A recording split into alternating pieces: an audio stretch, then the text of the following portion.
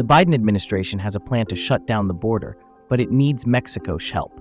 The administration hopes to unveil a series of executive actions that President Biden can sign, but will likely have to wait for the outcome of Mexico's June 2 presidential election.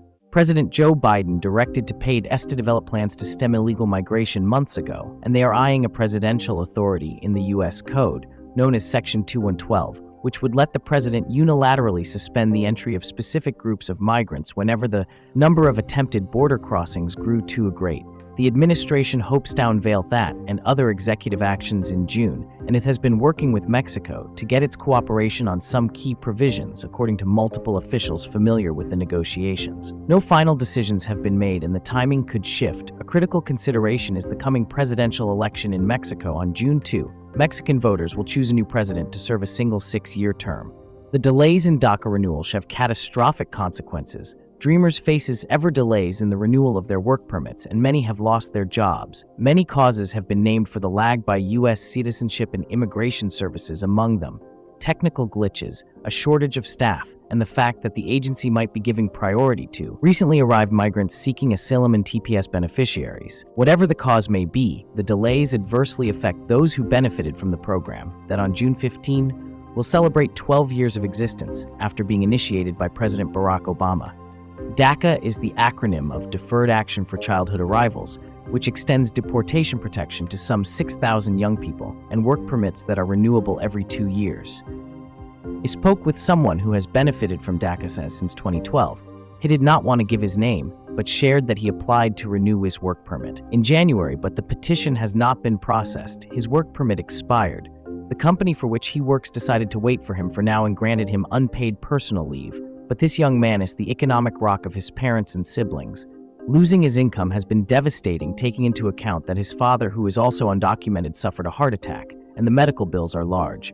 Karen Tumlin, an immigration lawyer and founder and director of Justice Action Center, pointed out that DACA beneficiaries apply for their work permit renewals 40 RF of months ahead of the expiration date, but their renewals have not been received in that time frame. Biden administration's states over immigration laws.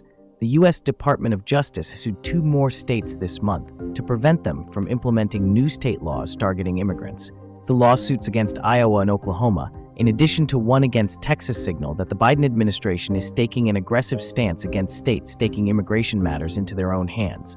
Iowa and Oklahoma joined Texas in passing new state laws that charge undocumented immigrants with either a criminal misdemeanor or a felony for entering the country without authorization.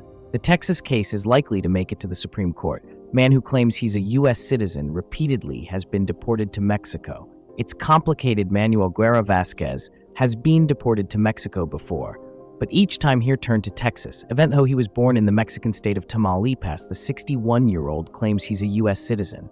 Proving he's entitled to citizenship has been difficult. John Bryan, immigration and criminal defense attorney in Dallas, is helping Guerra Vasquez and several of his family members prove they were citizens.